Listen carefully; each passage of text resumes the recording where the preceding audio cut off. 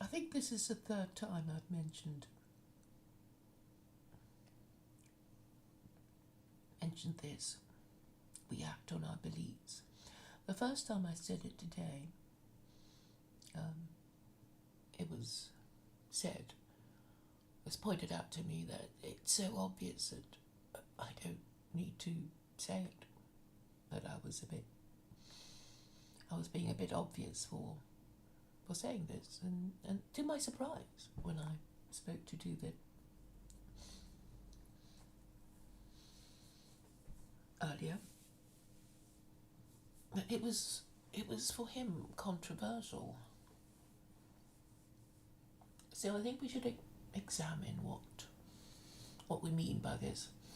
So when I say we act on our beliefs, I thought I was saying only what is obvious.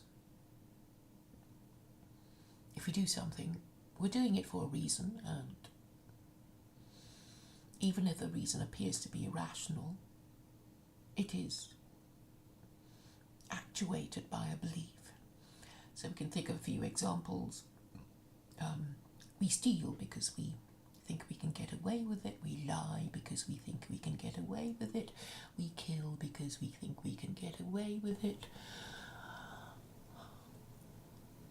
So even if those purposes are not moral or legal,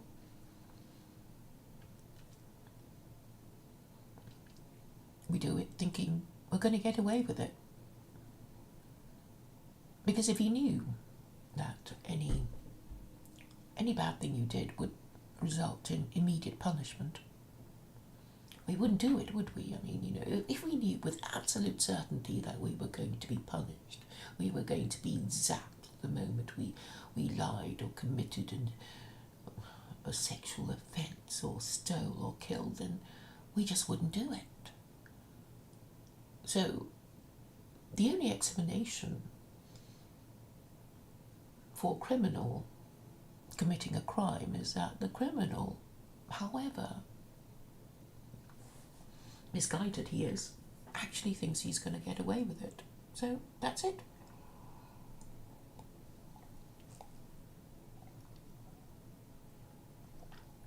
So,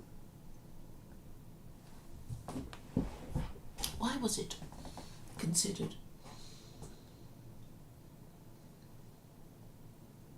controversial by David when I said that? In the context of a theological discussion, because David was really talking about Christianity. He was saying Judaism is a religion that emphasizes a practice. You just do it. You don't. We're not going to inquire too much about whether you believe as long as you do it. And obviously I'm familiar with these practices, these traditions myself. There are lots of things that the Chinese do, and you don't really know if they believe in it or not. They do it because they're Chinese, and that was what David was saying. A lot of Jews do what they do because they're Jews. It's an assertion of their identity. Do people know why they do what they do? I think yesterday, or Recently anyway, I was talking about, I think it was Spacepan. Yeah, Spacepan was on a stream, and he had this way of talking that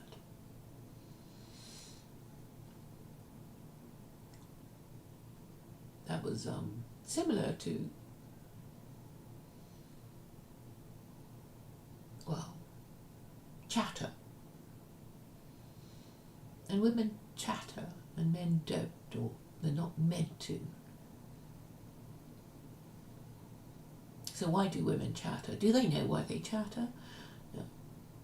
To chatter means to speak very quickly, and I suppose be animated while chattering.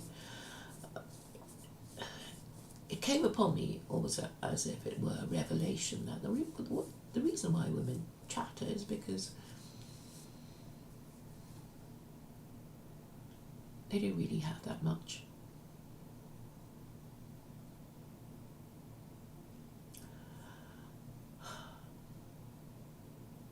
If you're saying something important, you wouldn't chatter, would you? You would speak slowly and deliberately in a, well, I guess what a man would regard as a manly way. Speaking slowly and deliberately and being a man of a few words, so that the few words that you do say from time to time gets taken seriously. Well, if you are always talking 19 to the dozen, chattering, in fact, then you wouldn't get taken seriously, because that would be considered a womanish characteristic and not appropriate in a man. Why do women chatter? Because when they chatter, they look animated, they look interested, they look lively, and possibly attractive if they are the attractive type.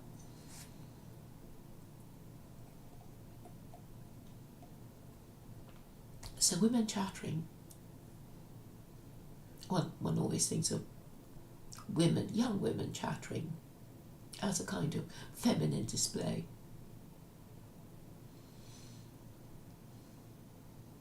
So why do women chatter? As I said, it would be as a form of feminine display. Do they know they're doing it? I don't know. I don't think I was a chattering kind of girl, but it just dawned upon me either yesterday or the day before that chattering was a feminine display, which, well, older women don't do.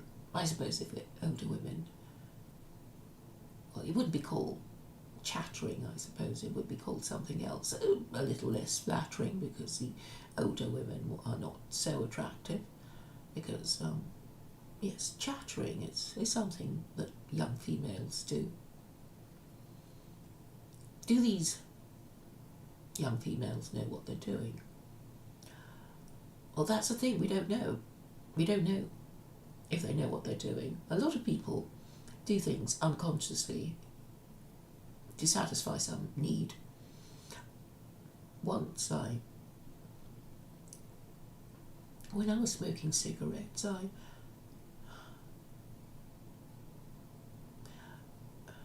there was a time when I lit a cigarette, and I was smoking it, and I thought I would light a cigarette while I was still smoking it. It was very strange. So obviously when I was smoking, I was satisfying a need that was more than nicotine based.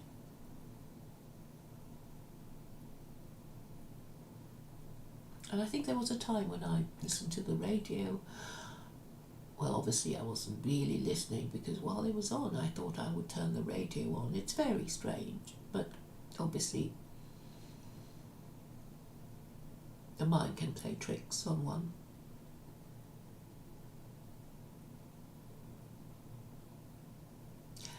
So back to the question of beliefs. Christianity emphasizes the importance of belief in the Trinity. But then it was a religion that was meant from the beginning, when it was adopted by Constantine the Great, to support the divine right of kings. So basically, it didn't want too many rules, because it just wanted the subject to obey the monarch. As long as you believe in this, you'll get to heaven, and there's a priesthood to give you clearance into heaven. And they would intrude in your life by frightening you about baptism. It was, I suppose, a way of getting you to register the birth of your child. And I think that was how this idea of registering the births, marriages and deaths began. That was why in European countries it was sort of done in a far more systematic and organised way, because of organised religion. So when you were born, you had to be baptised, because the priesthood would frighten your parents really, that if you died in infancy, you wouldn't, well, they were saying, well, you wouldn't get to heaven, you wouldn't quite go to hell, you would, be in purgatory. I think once upon a time it's like, well, if you weren't baptized, you wouldn't get into heaven, even though you did nothing, you were just an infant, you couldn't have sinned. And then they created this category of purgatory, and it wasn't very nice, and it was all, a bit uncertain. So, to frighten parents, the priesthood would say, unless you baptized your infant, then, if it died, it wouldn't keep going anywhere nice.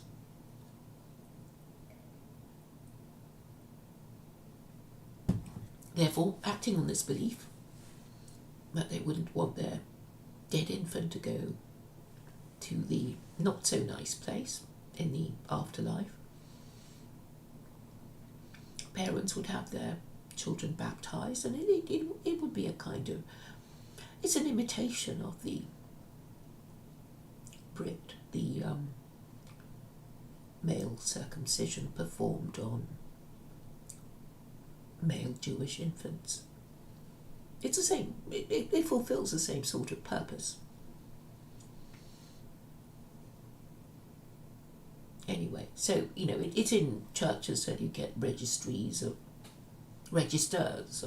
births and marriages and deaths.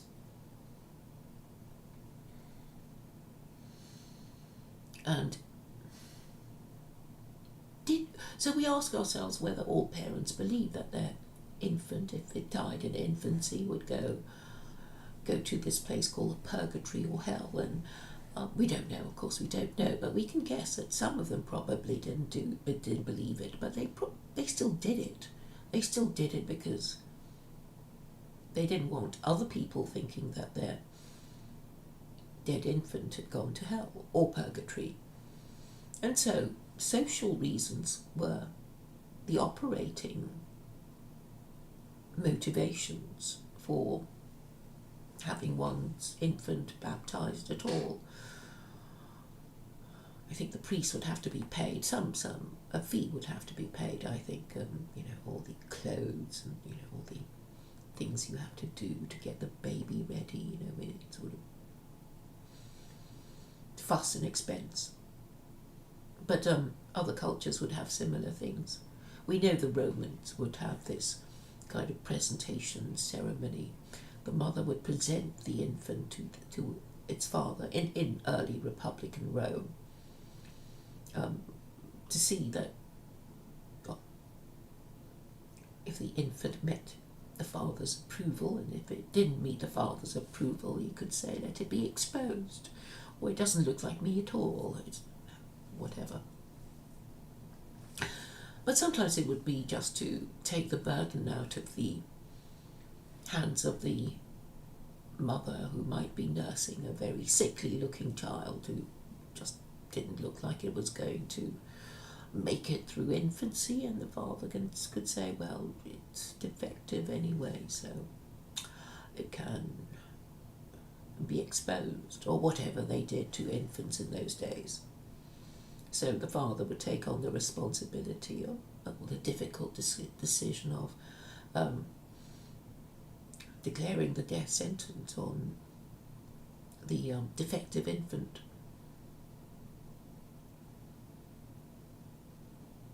I've wandered rather off the subject, but the point is that the belief that this practice was good for society, that the father should have the power of life and death over his children, irrespective of the feelings of the mother. And that was how society was until Rome became imperial, successful, and eventually decadent. So all empires begin with its people practicing marriage and then giving it up, I suppose.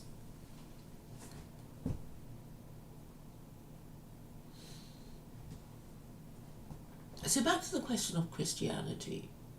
Now, Christianity as such an absurd belief. The Trinity is a Christian doctrine requiring the Christian to believe that Jesus is the co-equal of God. And this is patently absurd. But this is nevertheless the requirement that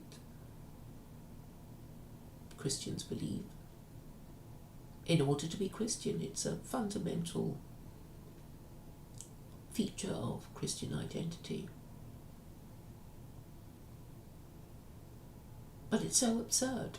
But people signed up for it. Was it because they believed that Jesus was God? I don't think so. I mean, my entire thesis is that they didn't, but they pretended to.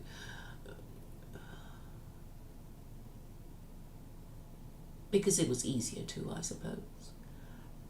Those who didn't wouldn't talk about their disbelief, except perhaps to their closest friends and intimates, because it was a dangerous thing to declare unbelief in such a fundamental aspect of your identity.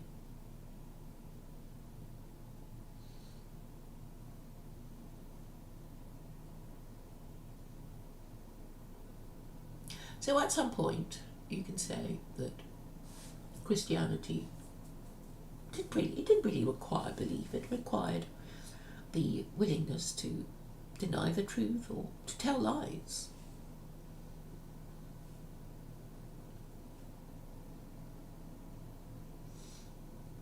So the difficulty I have with Christians is that they don't want to admit that they have been lied to, or that their ancestors have been intimidated by their government into pretending to believe in this nonsense.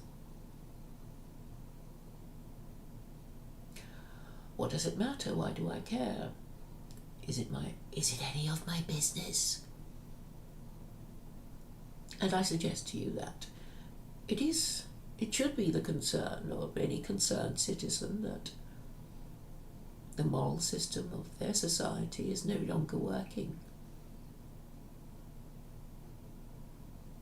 It's so patently absurd that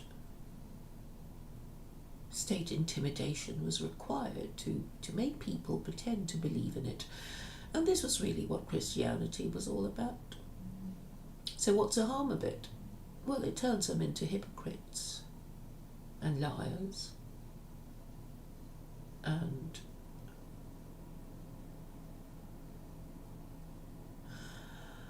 I'm reminded of these stories of children brought up in, with quite strict rules and stable families, and then they go to university and they never saw such degeneracy and decadence and partying and drugs, and they completely lose their minds because they have been, well, they just go wild. They show no signs of restraint. They don't know their limits with drink and drugs, and probably sex partners. Possibly they drive themselves off the edge and have a nervous breakdown, or have to be taken to rehab or something. So that would be the danger of being too heavily repressed, so that when the lid comes off, you just go wild. And I'm afraid this is really what has happened to the West. After 50 years of the state not supporting marriage, is the situation retrievable? I don't know. But I'm just trying to explain to you what I think is a problem. So I think it's fundamentally true that people act on their beliefs. Christianity is a religion that emphasizes belief. You have to pretend to believe in order to be one of the gang, or else horrible things will happen to you. Now, this is something that is peculiar to European culture. No other country did this sort of thing to their people. In China, I know people think China is terribly repressive, but nobody was forced to believe in anything. They were just expected to obey the law and pay their taxes, and sometimes it could be heavy, but nobody was required to believe that Jesus was God, or even that the emperor was God. If they didn't like the emperor, they could say something about it if they wanted to, or not to, but they weren't required from birth to death to go through this ritual or pretending to believe in order to get to heaven. It must have been tremendously corrupting. And now we are in the situation where the descendants of these unfortunate Europeans who were forcibly converted, there's no other way of putting it. The only people who weren't forcibly converted were, of course, the European monarchs concerned, to whom the Christian missionaries reached out. They made a bargain with the monarchs, and the monarch said, all right, sounds like a good deal, it might help me run my kingdom a little bit better, and I'll just have to make my subjects take on my religion. I haven't read any historic accounts of how terrible it must have been when all those ancient Britons were their favourite idols and deities, and then the king converted to Christianity and sent his soldiers round to smash their idols and replace them with statues of Jesus and Mary. But if they protested, I guess they would just be killed, burned at the stake, or whatever punishment they started to impose at the time. So that was really how Christianity worked. And so generations of Europeans have grown up thinking that they are Christian.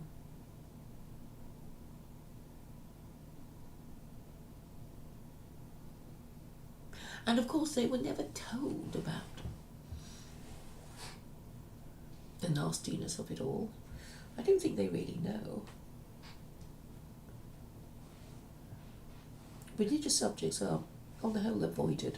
And also, there would be a certain reluctance on the part of the educational authorities to talk about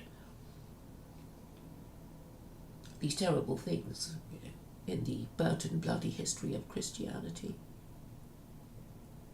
And now I think the consequence of this is that you have a populace that hates the Abrahamic God and actively wants to worship idols because, well, it's an understandable thing. I can see it. I come from such a culture after all.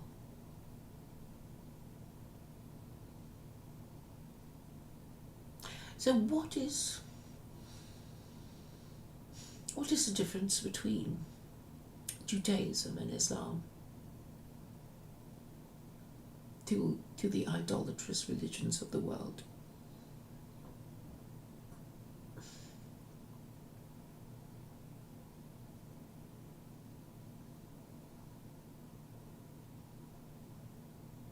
It concentrates the mind on the practice. If you have no idol, then you have to find some other way of distinguishing yourself through practice. Because if you all had different idols, it could be, the idol itself that you're supposed to be worshipping is your identity, is your tribal god, and you could say, Well, it could be like a football club, couldn't it? I mean, that's what it boils down to. It's like my idol is, the fat green one, or my idol is the tall red one, and whatever. And people would get their tribal identity through, I don't know, I guess a Native American would have their totem poles, and they can be quite impressive, but it is also idolatry. But I'm talking about the Native American, it's quite easy to see why they were so easily conquered by the white man, who had a more technologically advanced society, who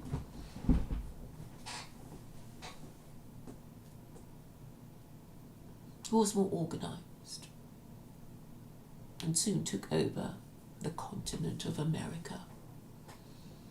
So there is a certain difference between the kind of religion you practice. There is a qualitative difference between the religion you practice and the status of your group in the world. That is my belief.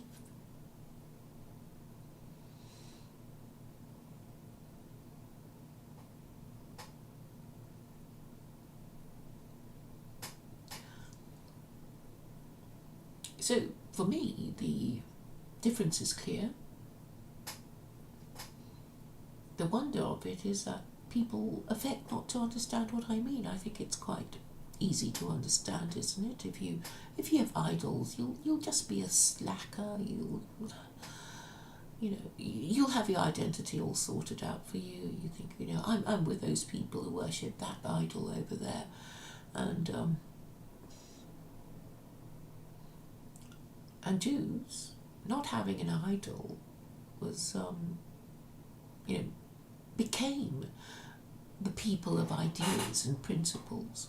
And even if they don't follow them, they're still the people of ideas and principles that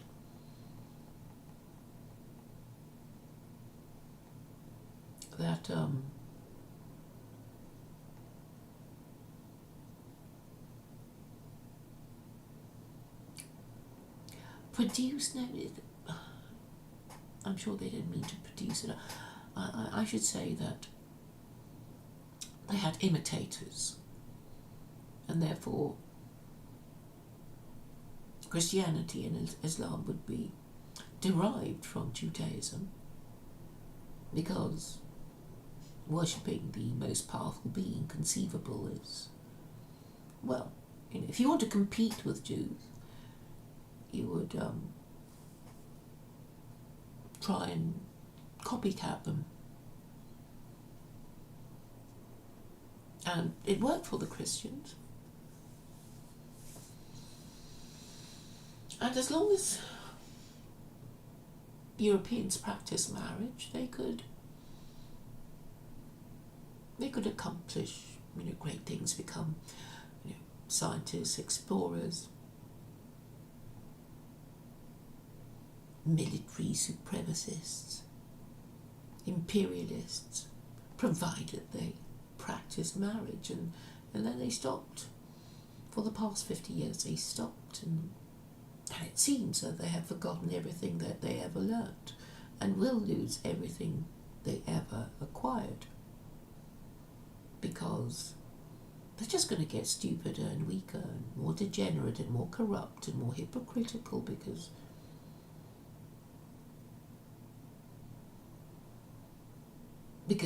the only way that would stop the qualitative decline of the next generation is to regenerate the populace through the eugenic practice of marriage.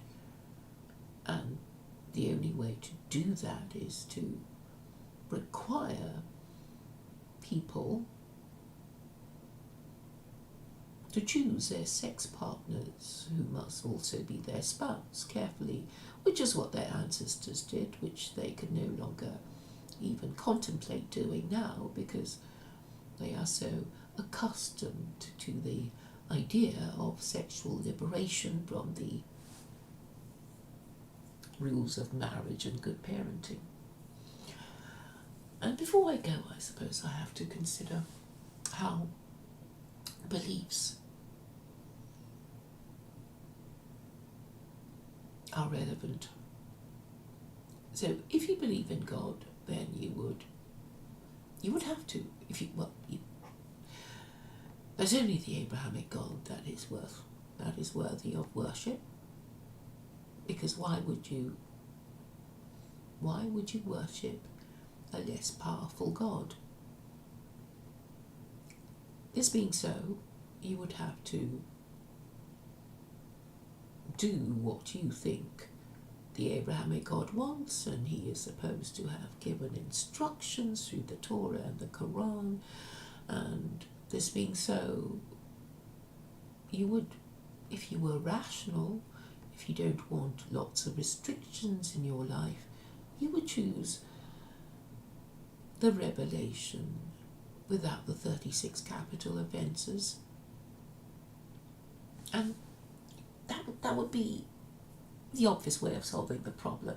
I know most people are not like me. They want a complicated way of working things out and trying all the wrong ways first, such as paganism and rejectionism and Hinduism and Buddhism and atheism.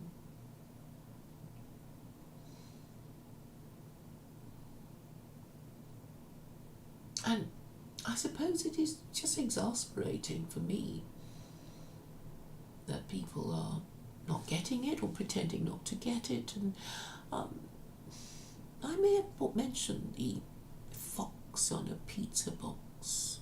I always think of that mangy fox on a pizza box when I see an obvious solution to a problem that is being deliberately ignored, or perhaps negligently ignored, or not being able to be understood because it's only a mangy fox cub abandoned by its mother, having to, learn everything for itself again. And this is a shame, because when you think of civilization and all the everything we've had so far, you look around you and you think there's probably nothing in the room that you're looking at that you could ever create for yourself in your own lifetime. And therefore, human advancement must be the building up of what we already have. But instead of building it up, people are just losing knowledge, losing abilities, losing property, losing territory.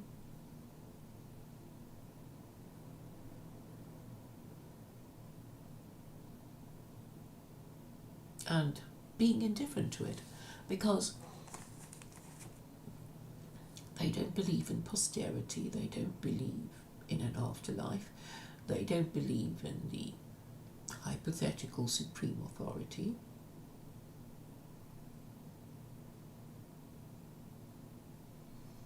And don't wish to. And my belief is that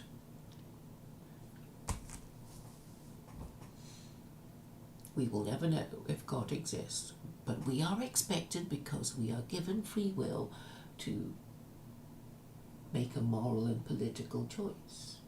So if we see a glass filled up to the halfway point, we can interpret it as being half full or half empty, and depending on our perspective, and then we will act accordingly. So there is no conclusive evidence that God doesn't exist,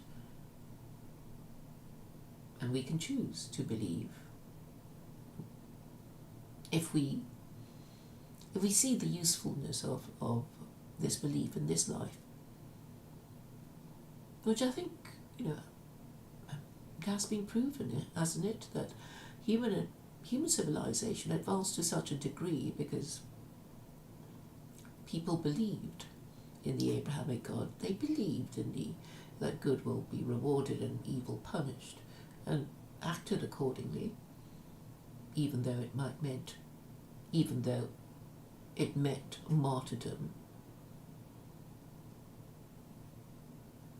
People had principles and acted on them. What I see now is people not even understanding what a principle is. It is the dilution of principles that I find really so dismaying, because this conflation of martyrdom and victimhood, this was part of my discussion with David yesterday. In the previous stream. And I think there is a qualitative difference, don't you? That martyrdom is active, you seek it, it's something you seek, if that's the sort of thing you do. And being a victim is, or passive, unknowing.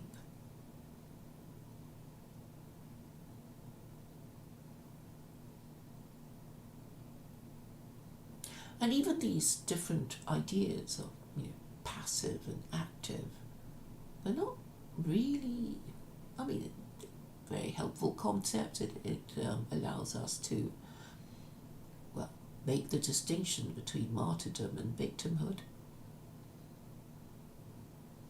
But there are signs of people not even using these concepts as a way of analysing and solving problems.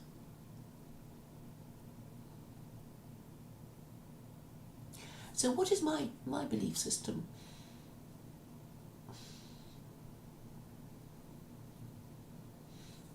Obviously, I believe that secular Quranism is the answer. Obviously, I believe it. And therefore, I promote it, and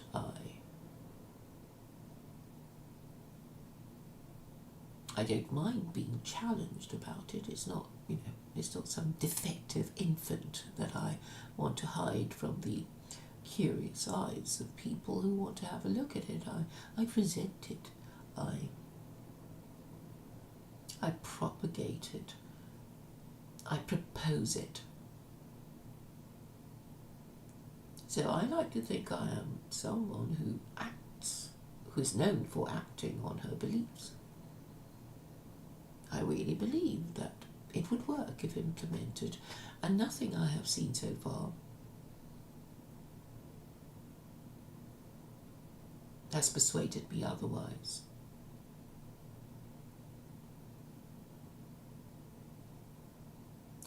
So where Christians are concerned, they only pretend to believe, and I'm saying that is a problem. So they only pretended to believe because they feared the consequences of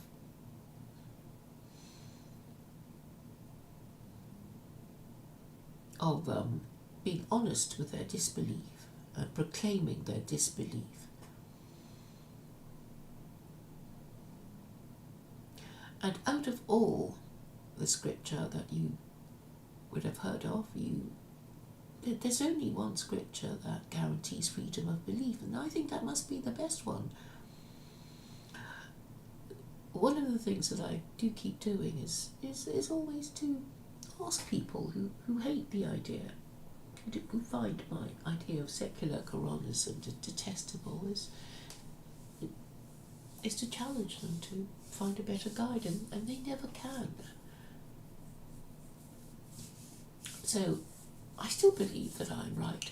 I don't know if anything will happen in my lifetime, but this is something I feel compelled to do. And I think it's only when you do things that people consider odd that you get your identity, whether it be a good one or not. And I was talking earlier about identity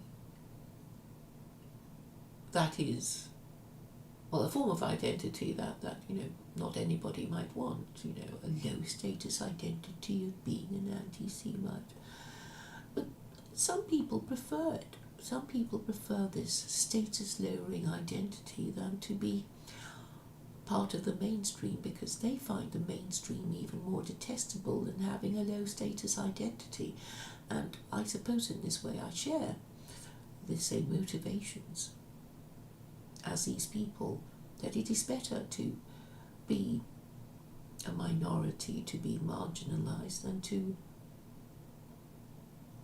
be part of a mainstream that you find stupid and detestable and dishonourable and hypocritical and corrupt.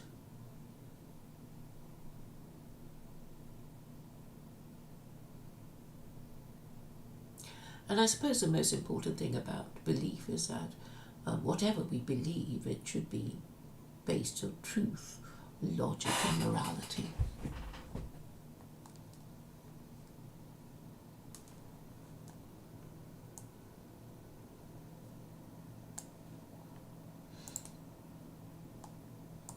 What do you mean, Carl, about me opposing?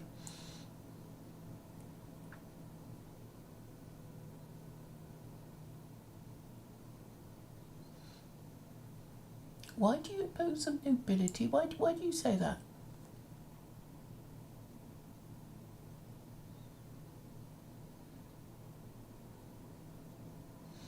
Strange question asking me if I'm a communist.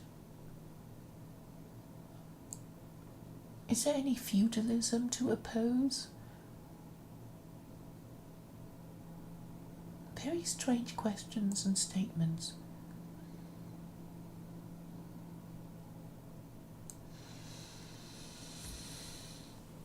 Well, I think I've made my point.